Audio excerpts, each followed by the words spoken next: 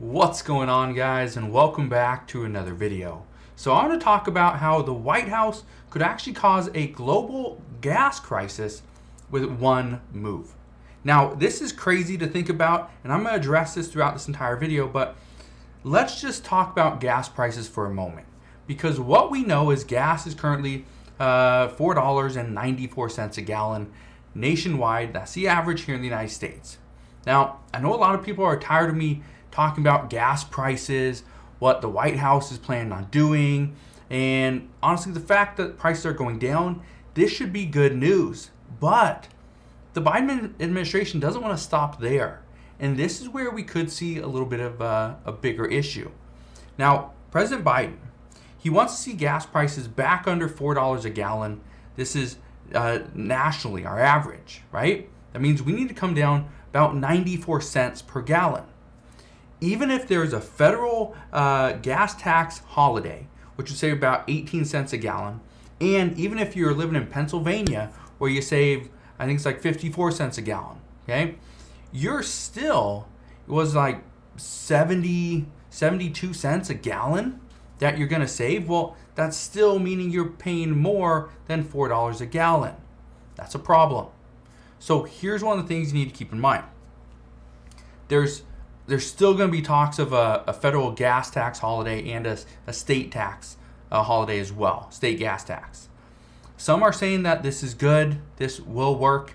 Others say it's not going to work, it's going to be a temporary solution. Some say that a gas tax holiday is actually a lie to the American people because, I quote, it's faking the price for the duration of the tax holiday, which is essentially what they're doing.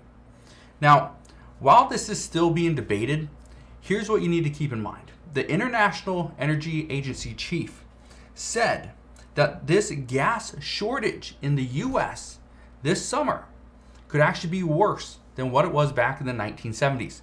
If you don't know what it was like in the 1970s, honestly, I wasn't there. I couldn't tell you, but I do know from reading a lot of articles and listening to people and what they said, gas stations were rationing fuel. I even had a gas station do this to me about a month ago. I had a gas station only sell me 15 gallons of gas. I couldn't even fill up my truck, but it was enough to get me home, so I was happy. Now, back in the 1970s, we only experienced an oil crisis. That's what we were experiencing. Today we have an oil crisis on top of a gas crisis, on top of an electricity crisis, and all this is coming on top of the end of a pandemic. So that's what's making things very difficult.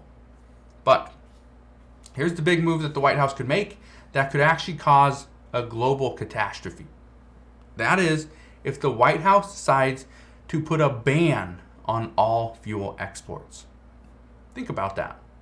We've talked about how was India, they banned rice, or they banned wheat, I believe, right? So other countries have banned certain products. The United States, the biggest producer of gas and oil. What would happen if we decide to ban all fuel exports? Because this is something that the White House has been considering for a couple of months now. They just haven't pulled the trigger. Well, just recently, oil refineries, okay, U.S. refineries, are actually urging the White House to not put a ban on fuel exports. This is for everything, okay? This is for gas, diesel, it doesn't matter. Do not put a ban on fuel exports. Now, the White House obviously wants to do this because what would happen in this case is the supply would actually increase because we're not sending it away. So the supply would increase, demand is expected to increase as well, so they would stay consistent. Or we'd have so much more supply, the demand, if it goes just up a little bit, it would actually bring prices down. That would be great over the summer months.